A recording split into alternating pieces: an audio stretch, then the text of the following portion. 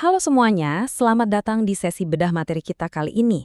Hari ini kita bakal membongkar sebuah nuansa teologis yang menurut saya pribadi ini menarik banget.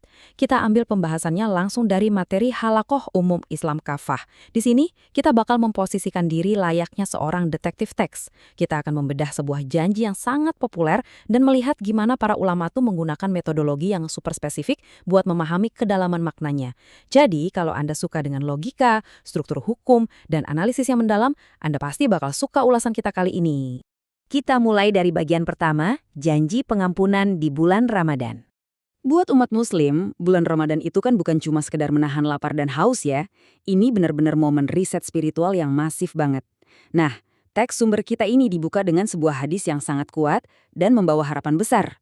Di situ tertulis jelas janji bahwa kalau kita berpuasa di bulan Ramadan dengan penuh keimanan dan harapan akan pahala, maka dosa-dosa kita di masa lalu bakal diampuni. Cakupan janji ini luar biasa luas dan pastinya jadi motivasi utama buat jutaan orang di seluruh dunia. Tapi tunggu dulu, ini memunculkan satu poin yang krusial banget. Kita langsung dihadapkan sama pertanyaan besar nih. Apakah janji umum ini benar-benar menyapu bersih setiap pelanggaran tanpa pengecualian sedikit pun? Maksudnya, nggak peduli seberapa fatal atau apapun jenis pelanggarannya, semuanya otomatis langsung terhapus bersih gitu aja? Nah, pertanyaan inilah yang bakal jadi inti investigasi kita hari ini. Mari kita masuk ke bagian selanjutnya, sebuah pertanyaan kritis. Materi yang lagi kita bahas ini benar-benar bertindak kayak panduan detektif buat kita. Dia membedah pertanyaan tadi secara bertahap. Pertama, teks ini mengisolasi tindakan religiusnya itu sendiri. Fokus ke pertanyaannya, apakah puasa Ramadan?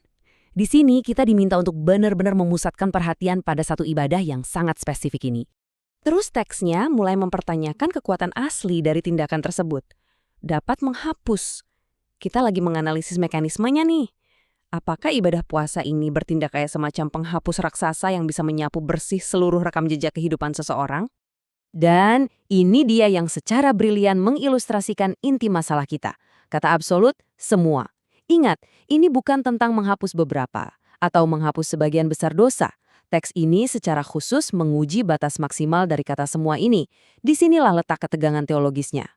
Sampai akhirnya kita mendapat pemikiran yang utuh yang menantang batas absolut dari janji tersebut. Dosa? Apakah puasa Ramadan dapat menghapus semua dosa?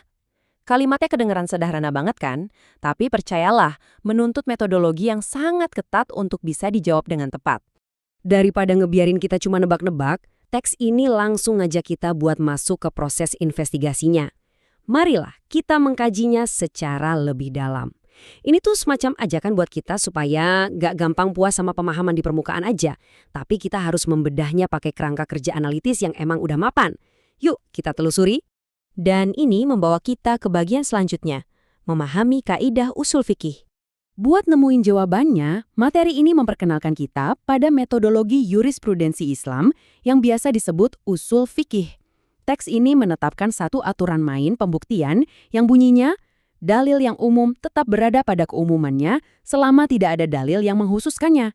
Kalau dibahasakan lebih gampang, sebuah aturan atau janji umum, kayak pengampunan puasa Ramadan tadi, itu bagat terus berlaku secara universal, kecuali, nah ini kuncinya, kecuali kalau kita bisa nemuin hukum lain yang sangat spesifik yang membatalkan atau mengecualikannya.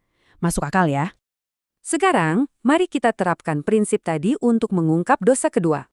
Berbekal kacamata analisis yang barusan kita bahas, sekarang kita mulai cari tahu, ada nggak sih dalil khusus yang bisa jadi pengecualian? Dokumen sumber kita ini dengan sangat sistematis mulai memunculkan hal-hal yang ternyata nggak otomatis terhapus gitu aja sama aturan umum ibadah puasa. Teks ini secara spesifik menyoroti apa yang disebut sebagai dosa kedua sebagai contoh utamanya.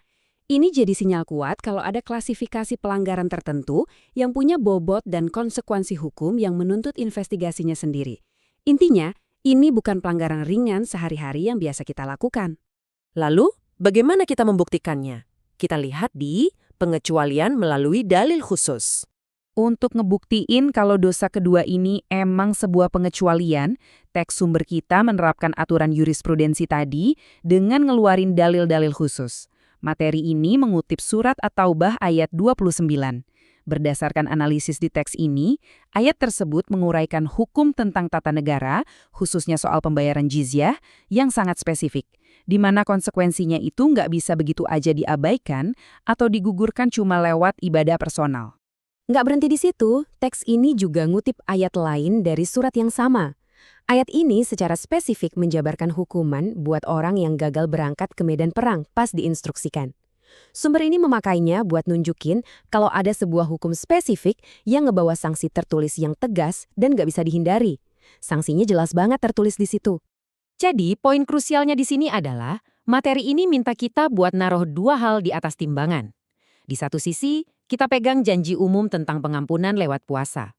Tapi di sisi lain, kita ngelihat ada hukum-hukum yang sangat spesifik dan ketat yang bertindak sebagai pengecualian yang tak terbantahkan. Balik lagi ke aturan metodologi kita tadi, dalil khusus inilah yang ngebatasin cakupan dari dalil yang umum. Kesimpulannya, puasa Ramadan memang menghapus dosa, kecuali untuk hal-hal spesifik yang udah punya konsekuensi dan hukum penebusannya sendiri. Dari bedah metodologi dokumen kita hari ini, ada satu pertanyaan besar buat kita renungkan bareng-bareng. Berapa banyak sih konsep-konsep umum di luar sana, entah itu dalam teks agama, literatur hukum, atau bahkan di kehidupan sehari-hari, yang sebenarnya bisa berubah bentuk secara total kalau kita mau ngelihat lebih dekat dan nyari pengecualian-pengecualian spesifiknya. Seringkali nih, kebenaran yang paling akurat itu justru nggak terletak pada janji yang paling lantang disuarain, tapi nyelip di detil pengecualian pada aturan khususnya. Menarik banget kan? Terima kasih udah ikut menyelami ulasan materi kita hari ini dan selamat melanjutkan proses belajar Anda.